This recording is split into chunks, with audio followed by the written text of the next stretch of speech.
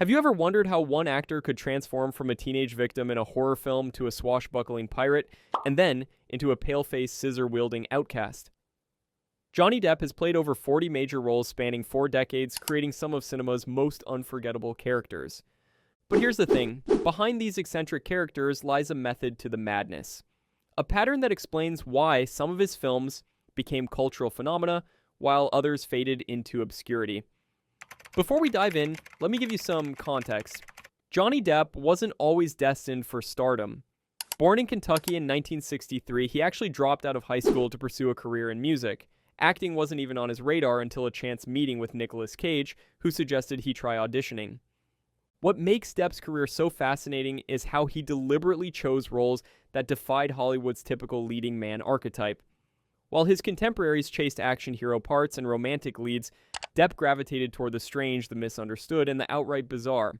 So let's start at the beginning with a teenage Johnny Depp about to meet a certain dream-invading killer with the knives for fingers. Johnny Depp's film career began in 1984 with A Nightmare on Elm Street, where he played Glenn Lance, the boyfriend of the main character.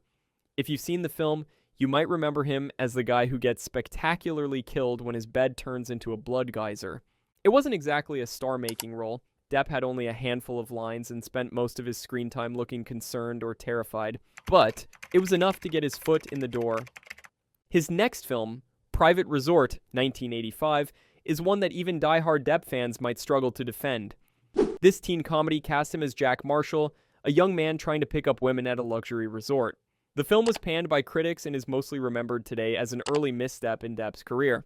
What's interesting is that Depp himself has expressed embarrassment about this film, calling it horrible in later interviews. This early experience may have influenced his later career choices, pushing him away from conventional roles. Depp closed out the 80s with a small role in Oliver Stone's Platoon, 1986, playing the character Lerner. Though his screen time was limited, being part of such a critically acclaimed film helped establish his credibility as a serious actor. But it was television, not film, that first brought Depp widespread recognition. From 1987 to 1990, he starred as undercover officer Tom Hansen in the TV series 21 Jump Street, becoming a reluctant teen idol. Depp hated the heartthrob image, later saying he felt forced into the role of product. This resistance to being typecast would become a defining characteristic of his career choices moving forward. The 1990s marked a dramatic turning point for Johnny Depp. This was the decade where he deliberately shattered his teen idol image and established himself as one of Hollywood's most daring actors. In 1990, Depp teamed up with cult director John Waters for Cry Baby, a musical comedy that parodied the teen rebel archetype. As Wade Crybaby Walker, Depp essentially satirized his own heartthrob status from 21 Jump Street. But it was his next film that would change everything. Edward Scissorhands, 1990, marked Depp's first collaboration with director Tim Burton, beginning one of the most famous actor-director partnerships in modern cinema. As the gentle, artificial man with scissors for hands, Depp delivered a performance that was both haunting and heartbreaking. With minimal dialogue and heavy makeup, Depp had to convey Edward's emotions primarily through his eyes and body language. The role showcased his ability to disappear completely into a character, a skill that would become his trademark. In 1993, Depp starred in Arizona Dream, a surrealist film by Emir Kusturica. Playing Axel Blackmar, a young man who dreams of fish and falls in love with an older woman, this film further cemented Depp's reputation for choosing unconventional projects. That same year, he delivered 2 more memorable performances. In Benny and June, Depp played Sam, an eccentric who communicates through Buster Keaton-style physical comedy. His performance was a love letter to silent film stars, showcasing his physical comedy skills. Meanwhile, in What's Eating Gilbert Grape, he played the title character, a young man burdened with caring for his morbidly obese mother and developmentally disabled brother, played by Leonardo DiCaprio. The film demonstrated Depp's ability to deliver a grounded, emotionally resonant performance. 1994 saw Depp reunite with Tim Burton for Ed Wood, a biopic about the infamous worst director of all time. As Wood, Depp portrayed the cross-dressing filmmaker with surprising warmth and enthusiasm. The mid-90s continued Depp's streak of eclectic choices. In Don Juan de Marco, 1994, he played a psychiatric patient who believes he's the legendary lover, starring opposite Marlon Brando. In Jim Jarmusch's Dead Man, 1995, he delivered a subdued performance as William Blake, an accountant who becomes an accidental outlaw in the Old West. And in Nick of Time, 1995, he played an ordinary man forced to assassinate a politician when his daughter is kidnapped, one of his rare forays into conventional thriller territory. But it was Donnie Brasco, 1997, that proved Depp could hold his own against Hollywood legends. Playing FBI agent Joseph Pistone, who infiltrates the mafia under the alias Donnie Brasco, Depp went toe-to-toe with Al Pacino in one of his most restrained and powerful performances. That same year, Depp made his directorial debut with The Brave, in which he also starred as a Native American man who agrees to be in a snuff film to provide for his family. The film was controversial and received limited release. In 1998, Depp took on the challenge of portraying journalist Hunter S. Thompson in Terry Gilliam's adaptation of Fear and Loathing in Las Vegas. His performance as Raoul Duke was a masterclass in controlled chaos, capturing Thompson's manic energy and distinctive speech patterns. Depp and Thompson became close friends during the making of the film, with Depp even living in Thompson's basement to study his mannerisms.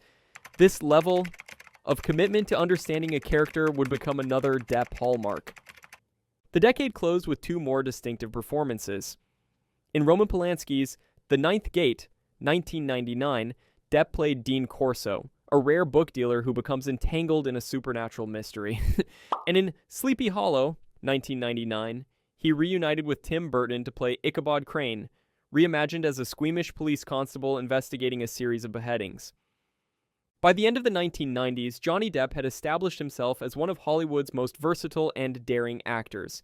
He had deliberately avoided mainstream success in favor of artistic integrity, a choice that would make his next career phase all the more surprising. The 2000s began with Depp continuing his streak of interesting character work. In Chocolate, 2000, he played Rue, a river gypsy who romances Juliette Binoche's character. In Julian Schnabel's Before Night Falls on 2000, he took on dual roles as Lieutenant Victor and transvestite prisoner Bon Bon, showcasing his range in a film about Cuban poet Reinaldo Arenas. 2001 saw Depp take on the role of real-life cocaine smuggler George Jung in Blow. The film traced Jung's rise and fall in the drug trade, with Depp delivering a performance that balanced charm and tragedy. That same year, he starred in From Hell as Inspector Frederick Aberline, a psychic detective on the trail of Jack the Ripper. The film allowed Depp to explore his British accent work, which would serve him well in future roles. And then came the role that would change everything. In 2003, Johnny Depp was cast as Captain Jack Sparrow in Disney's Pirates of the Caribbean, The Curse of the Black Pearl. What could have been a forgettable theme park ride adaptation became a cultural phenomenon largely due to Depp's wildly original performance. Drawing inspiration from Keith Richards and Pepe Le Pew, Depp created a character so distinctive that Disney executives initially panicked. They reportedly asked, "Is he drunk? Is he gay?" Depp stood his ground, and the gamble paid off spectacularly. The role earned Depp his first Academy Award nomination and transformed him from cult favorite to global superstar. Suddenly, the actor who had spent years avoiding mainstream success was headlining a billion-dollar franchise. That same year, Depp played the corrupt CIA agent Sands in Robert Rodriguez's Once Upon a Time in Mexico, delivering a darkly comic performance that culminated in one of cinema's most memorable blind gunfights. In 2004, Depp starred in Secret Window as Mort Rainey, a writer suffering from writer's block and possible psychosis. Based on a Stephen King novella, the film showcased Depp's ability to carry a psychological thriller. That same year, he delivered one of his most critically acclaimed performances in Finding Neverland as J.M. Barrie, the creator of Peter Pan. The role earned Depp his second Oscar nomination and proved he could excel in more straightforward dramatic roles. 2005 saw Depp reunite with Tim Burton for Charlie and the Chocolate Factory, taking on the iconic role of Willy Wonka. His interpretation was markedly different from Gene Wilder's, presenting Wonka as a childlike recluse with father issues. That same year, he voiced the character of Victor Van Dort in Burton's stop-motion film Corpse Bride, further cementing their creative partnership. The mid-2000s saw Depp return to the role of Jack Sparrow for two Pirates of the Caribbean sequels, Dead Man's Chest, 2006, and At World's End, 2007. While the films received mixed reviews, Depp's performance remained the franchise's main draw. In 2007, Depp took on perhaps his darkest role yet in Tim Burton's Sweeney Todd, the Demon Barber of Fleet Street. Playing the vengeful barber who slits his customers' throats, Depp also showcased his singing abilities in this musical adaptation. The performance earned Depp his third Oscar nomination and proved he could still take risks even as a mainstream star. The decade closed with Depp playing another real-life figure in Michael Mann's Public Enemies, 2009. As legendary bank robber John Dillinger, Depp brought charisma and complexity to the role of America's first public enemy #1. He also appeared in Terry Gilliam's The Imaginarium of Dr. Parnassus, 2009, stepping in to help complete Heath Ledger's role after Ledger's untimely death, a gesture that spoke to Depp's respect for his fellow actors. By the end of the 2000s, Johnny Depp had achieved something remarkable. He had become one of Hollywood's biggest box office draws while largely maintaining his artistic integrity. But, as we'll see, the 2010s would present new challenges. The 2010s began with Depp fully embracing his status as a blockbuster star, though with mixed results. In Tim Burton's Alice in Wonderland, 2010, he played the Mad Hatter with characteristic eccentricity, complete with orange hair and neon green eyes. The film grossed over $1 billion worldwide despite lukewarm reviews. It seemed that the Depp-Burton partnership, once celebrated for its creativity, was now being criticized for relying on familiar quirks. That same year, Depp starred opposite Angelina Jolie in The Tourist, a romantic thriller that was expected to be a hit based on star power alone. Instead, it became one of the most high-profile misfires of Depp's career. Critics panned the film for its lack of chemistry between the leads and convoluted plot. Ironically, despite the negative reviews, The Tourist earned Depp a Golden Globe nomination in the comedy category, despite the film being marketed as a thriller. In 2011, Depp found success with the animated film Rango, voicing a chameleon who becomes the sheriff of a desert town. The film showcased Depp's voice acting skills and won the Academy Award for Best Animated Feature. That same year, he returned to his most famous role in Pirates of the Caribbean on Stranger Tides. While the film made money, there were signs that the franchise, and perhaps Depp's approach to the character, was growing stale. Also in 2011, Depp starred in The Rum Diary, based on a novel by his friend Hunter S. Thompson. Playing journalist Paul Kemp, Depp seemed to be trying to recapture the magic of fear and loathing in Las Vegas, but the film failed to connect with audiences. Interestingly, it was during the filming of The Rum Diary that Depp met Amber Heard, who would later become his wife, and subsequently his ex-wife, following a highly publicized and contentious divorce. In 2012, Depp reunited with Tim Burton for Dark Shadows, playing vampire Barnabas Collins in this adaptation of the cult TV series. The film received mixed reviews, with critics suggesting that the Depp-Burton partnership had become predictable. 2013 brought one of the biggest commercial failures of Depp's career, The Lone Ranger. Playing Tonto, the Native American companion to the titular hero, Depp's casting was criticized as culturally insensitive. The film lost Disney an estimated $190 million and raised questions about Depp's box office reliability. It also marked a turning point where his eccentric character choices, once celebrated, were now being scrutinized. The commercial disappointments continued with Transcendence, 2014, a sci-fi thriller where Depp played a scientist whose consciousness is uploaded to a computer. Despite an intriguing premise, the film failed both critically and commercially. That same year, Depp made a cameo appearance in Kevin Smith's horror comedy Tusk as the eccentric French-Canadian detective Guy Lapointe. The role was so transformative that many viewers didn't recognize Depp until the credits rolled. He also appeared as the wolf in the musical Into the Woods in 2014, showcasing his singing abilities once again in a brief but memorable role. 2015 brought another critical and commercial failure with Mordecai, where Depp played a bumbling art dealer. The film was widely panned, with critics particularly targeting Depp's exaggerated performance and fake British accent. However, that same year, Depp delivered what many consider one of his finest performances in Black Mass. Playing real-life Boston gangster James Whitey Bulger, Depp disappeared into the role, trading his usual flamboyance for chilling restraint. The performance earned Depp some of his best reviews in years and reminded audiences of his considerable talents when properly channeled.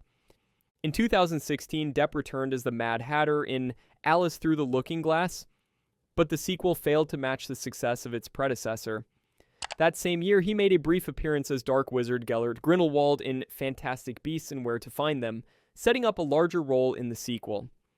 2017 saw Depp return once more as Jack Sparrow in Pirates of the Caribbean: Dead Men Tell No Tales. While the film performed well internationally, domestic reception was lukewarm, and there were growing signs that the character had run its course. That same year, Depp joined the ensemble cast of Kenneth Branagh's Murder on the Orient Express, playing the murder victim Ratchet/Cassetti. The role was relatively small, but allowed Depp to be part of a prestigious production. In 2018, Depp's role as Grindelwald was expanded in Fantastic Beasts: The Crimes of Grindelwald. However, his casting had become controversial due to allegations of domestic abuse from his ex-wife Amber Heard, leading some fans to call for his removal from the franchise. That same year, City of Lies, in which Depp played a detective investigating the murders of Tupac Shakur and the notorious B.I.G., was pulled from release due to various controversies, including a lawsuit alleging that Depp had assaulted a crew member. The film would eventually be released in 2021 with little fanfare. In 2019, Depp appeared in Waiting for the Barbarians, an adaptation of J.M. Coetzee's novel. Playing the cruel Colonel Joel, Depp delivered a restrained performance that reminded viewers of his dramatic capabilities. By the end of the 2010s, Johnny Depp's career was at a crossroads. His personal life had become tabloid fodder, affecting his professional standing. Once one of Hollywood's most reliable stars, he was now viewed by many studios as a liability. The 2020s began with Depp starring in Minamata as W. Eugene Smith, a photojournalist who documented the effects of mercury poisoning in a Japanese village. The film received positive reviews with particular praise for Depp's understated performance. However, the film's release was overshadowed by Depp's ongoing legal battles with Amber Heard. In 2020, Depp lost a libel case against British tabloid The Sun, which had labeled him a wife-beater. The court ruling had immediate professional consequences. Warner Brothers asked Depp to resign from his role as Grindelwald in the Fantastic Beasts franchise, replacing him with Mads Mikkelsen for the third film. It seemed that Depp's career might be permanently damaged by the controversy. However, in 2022, the highly publicized defamation trial between Depp and Heard in Virginia resulted in a victory for Depp, with the jury finding that Heard had defamed him in a 2018 op-ed. The trial, live-streamed to millions, became a cultural flashpoint and shifted public perception somewhat back in Depp's favor. In 2023, Depp made his return to feature films with Jean du Barry, a French-language historical drama where he played King Louis XV. The film opened the 2023 Cannes Film Festival, marking a tentative comeback for the actor. Looking back at Johnny Depp's filmography reveals a career defined by bold choices and dramatic shifts. From his early days as a reluctant teen idol to his emergence as an eccentric character actor, from global superstardom to controversy and potential comeback, Depp's journey has been anything but conventional. What makes Depp's career so fascinating is how he consistently defied expectations. When Hollywood wanted him to be a heartthrob, he chose weird, challenging roles. When he finally achieved mainstream success with Jack Sparrow, he continued to take risks with films like Sweeney Todd and Black Mass. His collaborations with directors like Tim Burton, Jim Jarmusch, and Terry Gilliam produced some of cinema's most memorable characters. At his best, Depp disappears so completely into his roles that you forget you're watching the same actor who played Jack Sparrow or Edward Scissorhands. Of course, there have been missteps along the way. For every Edward Scissorhands or Black Mass, there's a Mordecai or the Lone Ranger. As Depp's star rose, it seemed he sometimes prioritized quirky mannerisms over emotional truth, leading to performances that felt like self-parody. And we can't ignore how Depp's personal controversies have affected his career. The legal battles with Amber Heard not only damaged his reputation, but also raised questions about separating the art from the artist. questions that each viewer must answer for themselves. So where does Johnny Depp go from here? At 60 years old, he stands at a crossroads. Can he recapture the magic that made him one of Hollywood's most distinctive performers? Will studios take a chance on him again? Or will he focus on smaller international productions like Jean du Barry? Whatever happens next, Johnny Depp's legacy as an actor is secure. From Glenn Lance to Jack Sparrow, from Edward Scissorhands to Whitey Bulger, he has created characters that will live on in cinema history. In an industry that often rewards conformity, Johnny Depp chose to be different. And while that choice has led to both triumphs and disasters, it has never been boring to watch. And if you're new here, consider subscribing for more in-depth looks at the careers of Hollywood's most interesting actors. Thanks for watching, and I'll see you in the next video.